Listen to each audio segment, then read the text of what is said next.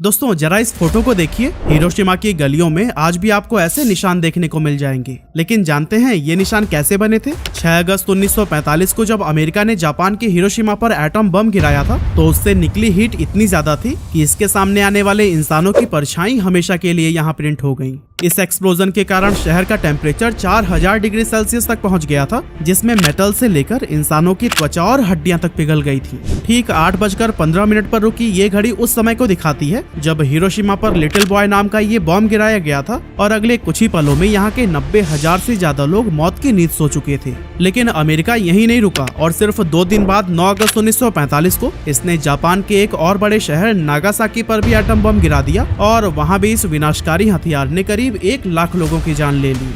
अब दोस्तों इंसानियत को शर्मसार करने वाला कुछ ऐसा ही नरसंहार हमें ब्रिटिश राज के दौरान भी देखने को मिला था, जब भारत के लाखों लोगों को या तो मौत के घाट उतार दिया गया था या फिर उन्हें बेसहारा मरने के लिए छोड़ दिया गया। यही कारण है कि आजादी के 75 साल बाद भी ज्यादातर भारतीय ब्रिटिशर्स से बहुत नफरत करते हैं और आज भी हमारे दिलों में वो दर्दनाक यादें जिंदा हैं। लेकिन वहीं अगर हम जापान की तरफ देखें तो करीब 70% जापानीज लोग अमेरिका को पसंद करते हैं और उसे अपना सबसे भरोसेमंद साथी मानते हैं। ऐसे में दोस्तों सवाल उठता है कि इतनी खतरनाक तबाही और ह्यूमन हिस्ट्री के सबसे विनाशकारी हमले के बावजूद वो क्या रीजंस है कि जापानीज लोग आज भी अमेरिका को पसंद करते हैं। साथ ही हमें ये भी जानना होगा कि वर्ल्ड वॉर 1 में जर्मनी के खिलाफ साथ मिलकर लड़ने वाले अमेरिका और जापान के बीच ऐसा क्या हुआ कि उनकी दुश्मनी ने तबाही की दास्तां लिख दी। पर दोस्तों इससे पहले कि हम इन दोनों देशों के बीच की दुश्मनी पर बात करें, मैं आपको उस दौर में ले जाना चाहता हूं जब जापान और अमेरिका के बीच दोस्ती की नींव रखी गई थी।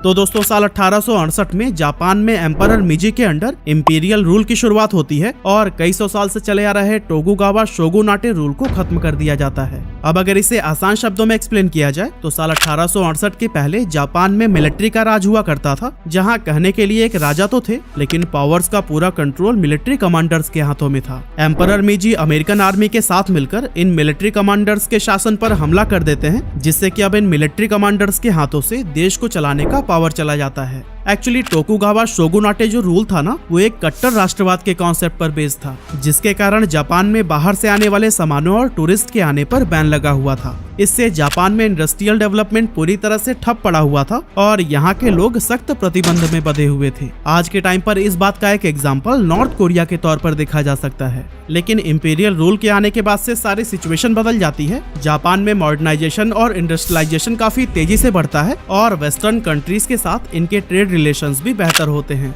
अब इस सब के बीच आप सोच रहे होंगे कि इस पूरी सिचुएशन में अमेरिका के लिए ऐसा कौन सा प्रॉफिट छिपा हुआ था जिससे उसने जापान की पूरी सरकार ही पलट दी। एक्चुअली दोस्तों अमेरिका ने ऐसा जापान की मदद करने के लिए नहीं बल्कि एशिया में अपने लिए व्यापार के रास्ते खोलने के लिए किया था। एशिया की तरफ व्यापार के लिए आने वाली अमेरिकन शिप्स को कोल भरवाने के लिए स्टेशंस की जरूरत थी, जो कि उन्हें जापान में आसानी से मिल सकती थी। लेकिन मिलिट्री रूल के दौरान अमेरिकन शिप्स को जापान में आने ही नहीं दिया जाता था, पर यह लोकेशन उनके लिए बहुत इंपॉर्टेंट था। यही रीजन है कि अमेरिका ने जापान में इंपीरियल रूल लाने के लिए पूरी जी जान लगा दी थी। साल 1868 के बाद से दुनिया के लिए जापान के दरवाजे खोल दिए जाते हैं और इस देश का इंडस्ट्रियल डेवलपमेंट रफ्तार पकड़ लेता है। अब अमेरिका जापान के अंदर भी चीजों को बनाने लगा था, जिससे वह एशिया के अंदर अपने देश की बजाय जापान से ही बहुत सारे सामानों का ट्रेड करने लगा। अमेरिका और जापान के बीच उनके रिलेशंस नई ऊंचाइयों पर पहुंच चुके थे, जो कि दोनों ही देशों के लिए फायदेमंद साबित हो रहे थे। साल 1918 में खत्म हुए वर्ल्ड वॉर 1 में भी इन दोनों देशों ने साथ मिलकर ही जर्मनी का सामना किया था और एक साथ ही जीत का स्वाद भी चखा।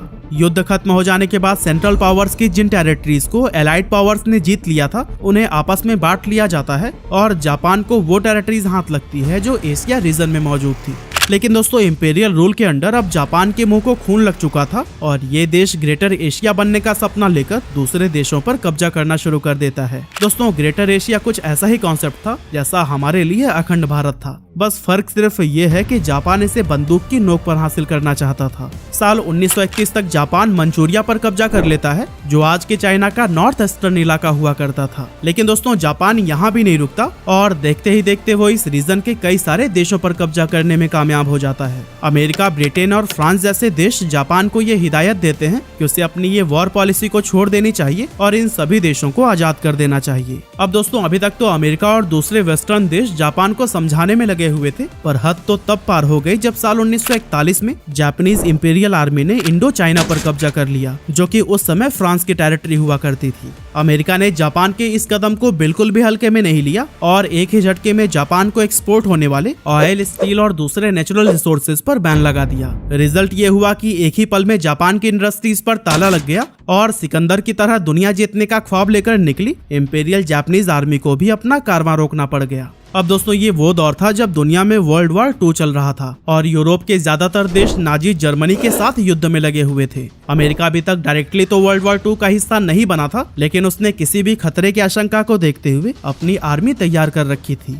अब ये तो हुआ अमेरिका का पॉइंट ऑफ व्यू, जहां उनके अकॉर्डिंग वो अपनी आर्मी को डिफेंस के लिए तैयार कर रहे थे। लेकिन दूसरी ओर जापान के एम्परर हिरोहितो ये मानकर बैठे थे कि अमेरिका अपनी आर्मी उन पर हमला करने के लिए तैयार कर रहा है। खुद पर हमले की आशंका को देखते हुए जापान युद्ध के पहले ही अमेरिका को कमजोर करने की साजिश करता है और 7 दिसंबर 1941 को यूएस के एक नेवल बेस पर हमला कर देता है। ये हमला इतना अचानक से किया गया था कि अमेरिका को भनक भी नहीं लगती और इस अटैक में यूएस की 12 बैटलशिप्स और 150 से भी ज्यादा एयरक्राफ्ट बर्बाद हो जाते हैं। साथ ही जापान के इस हमले में 2400 से भी ज्यादा अमेरिकन की मौत हो जाती है और करीब 1200 लोग बुरी तरह से घायल हो जाते हैं। अभी तक वर्ल्ड वॉर 2 में शामिल होने से बचती आ रही अमेरिका को भी न चाहते हुए युद्ध में कूदना पड़ जाता है और अमेरिका के उस समय के प्रेसिडेंट फ्रैंकलिन डी जापान के खिलाफ युद्ध की अनाउंसमेंट कर देते हैं। अब दोस्तों यहाँ जापान नाजी जर्मनी से हाथ मिला लेता है और दोनों देश मिलकर अमेरिका पर हमला बोल देते हैं। साल 1941 से 1945 की शुरुआत तक ये युद्ध लगातार चल रहा था और अमेरिका इन 4 सालों में अपने 12 लाख से भी ज्यादा सैनिकों को खो चुका था। 30 अप्रैल 1945 को हिटलर आत्महत्या कर लेता है और जर्मनी एलाइड फोर्सेस के सामने सरेंडर कर देती है। लेकिन हिरोहितो की लीडरशिप वाली जापान अभी भी हार मानने को कतई तैयार नहीं थी। इसी बीच अमेरिकन एक्सपर्ट्स ये अंदाजा लगाते हैं कि अगर युद्ध ऐसे ही चलता रहा तो अमेरिका आने वाले सालों में करीब 30 लाख जाने गंवा देगा और जापान में ये नंबर 1 करोड़ के भी पार चला जाएगा। इन आंकड़ों को सुनने के बाद हैरी ट्रूमन, जो कुछ ही समय पहले अमेरिका के नए प्रेसिडेंट बने थे, वो जापान पर एटम बम गिराने की प्लानिंग करने लगते हैं। इस खतरनाक हमले को करने के पीछे का लॉजिक ये था कि जापान इससे तुरंत सरेंडर कर देगा और फ्यूचर में होने वाली तबाही रुक जाएगी। 26 जुलाई 1945 को एलाइड फोर्सेस के लीडर्स एक डिक्लेरेशन करते हैं जिसके अनुसार अगर जापान सरेंडर नहीं करता तो उस पर न्यूक्लियर हमला करने की धमकी दी गई थी। लेकिन जापान की गद्दी पर बैठे हिरोहितो के कानों में जूं तक नहीं रेंगी और उन्होंने सरेंडर करने से साफ इनकार कर दिया। जापान को हराने का अमेरिका के पास अब एक ही चारा बचा था और आखिरकार उन्होंने अपना ब्रह्मास्त्र इस्तेमाल ही कर दिया। 6 अगस्त 1945 को अमेरिका ने हिरोशिमा पर एटम बम गिराया और पूरे शहर को खाक कर दिया। अब दोस्तों इतनी दर्दनाक दृश्य देखने के बाद किसी की भी रूह कांप जाती है, लेकिन आपको जानकर हैरानी होगी कि जापानीज एम्परर हिरोहितो अभी भी सरेंडर करने से इनकार कर देते हैं। इसके बाद से 9 अगस्त 1945 को नागासाकी पर दूसरा एटम बम गिराया जाता है और इन दोनों इंसिडेंट्स में करीब 2 लाख जापानीज लोगों की जान चली जाती है। अब दोस्तों इस पॉइंट पर हिरोहितो के पास सरेंडर करने के अलावा और कोई चारा नहीं बचता है और इस तरह से वर्ल्ड वॉर 2 का अंत हो जाता है। पर दोस्तों हमारा मेन सवाल तो यही है ना कि आखिर इस दर्दनाक मंजर के बावजूद भी जापानीज लोग अमेरिकन को पसंद क्यों करते हैं और आज भी अमेरिका जापान का सबसे बड़ा एलाई यानी कि मित्र कैसे बना हुआ है। अब दोस्तों इसका जवाब शायद अमेरिका के उन स्टेप्स में छिपा हुआ है जो कि उन्होंने वर्ल्ड वॉर 2 के खत्म होने के बाद उठाए थे। अमेरिका जापान पर कब्जा कर लेती है, लेकिन उनका मकसद यहाँ राज करना नहीं बल्कि जापान को इंपीरियल रूल से निकालकर डेमोक्रेसी की ओर ले जाना था। हिरोहितो जो जापान के इंपीरियल रूलर हुआ करते थे, उन्हें सिंबॉलिक लीडर बना दिया जाता है और जापान में डेमोक्रेटिक गवर्नमेंट बनाई जाती है। अमेरिका और दूसरे वेस्टर्न कंट्रीज जापान को उनका कॉन्स्टिट्यूशन डेवलप करने में मदद करते हैं, जो कि पूरी तरह से इन्हीं देशों के ही कॉन्स्टिट्यूशन से इंस्पायर्ड हुआ करता था। जापान की फाइनेंशियल हेल्प की जाती है और वहाँ इंडस्ट्रीज के रिस्टोरेशन का भी पूरा जिम्मा अमेरिका अपने कंधों पर ले लेता है। यहाँ तक कि अमेरिका ने जापान की मदद करने के लिए अपनी एडवांस टेक्नोलॉजी को भी जापान के साथ शेयर किया था, जिससे कुछ ही सालों में यहाँ इंडस्ट्रियल ग्रोथ बहुत हाई हो जाती है और जापानीज कंपनीज अमेरिकन मार्केट में जाकर अमेरिका की ही कंपनीज को कॉम्पिटिट करने लगती हैं। हालांकि अमेरिका यहाँ इस बात को सीरियसली नहीं लेता और अपने मार्केट्स को जापानीज कंपनीज के लिए खुला छोड़ देता है। आज हम जापान को टेक्नोलॉजिकल एडवांसमेंट और इंडस्ट्रियल ग्रोथ की जिस हाइट पर देख रहे हैं, उसमें अमेरिका का सबसे बड़ा योगदान कहा जाएगा और शायद यही कारण है कि हिरोशिमा और नागासाकी में हुए कत्लेआम के बावजूद जापान के लोग अमेरिकन से बिल्कुल भी नफरत नहीं करते। वहाँ के लोग अमेरिका के उस कदम को जापान के शासक हिरोहितो की गलती मानते हैं और अमेरिका को उनका भला चाहने वाला कहते हैं। हालांकि दोस्तों एक रियलिटी ये भी है कि अगर अमेरिका उस समय जापान की रीडेवलपमेंट में मदद नहीं करता तो उसे इंसानियत को शर्मसार करने वाले इन हमलों के दाग हमेशा के लिए सहने पड़ते, जो कि आज शायद काफी हद तक धुल चुके हैं। अमेरिका जापान के कॉन्स्टिट्यूशन के आर्टिकल 9 में एक ऐसा क्लॉज डालता है जो जापान के लोगों को 2 हिस्सों में बांट देता है। आर्टिकल 9 के अकॉर्डिंग जापान पर रेस्ट्रिक्शंस लगाई गई थी कि वो कभी भी अपनी आर्मी मेंटेन नहीं कर सकते और किसी भी युद्ध में शामिल नहीं हो सकते। ये रूल साल 1952 तक वैलिड रहता है, लेकिन उसके बाद इसमें कुछ बदलाव कर दिए जाते हैं। एक्चुअली दोस्तों इस समय तक अमेरिका और सोवियत यूनियन के बीच कोल्ड वॉर शुरू हो चुका था और अमेरिकन आर्मी को ये डर था कि अगर वो जापान में रहे तो शायद सोवियत यूनियन उन पर हमला बोल देगी।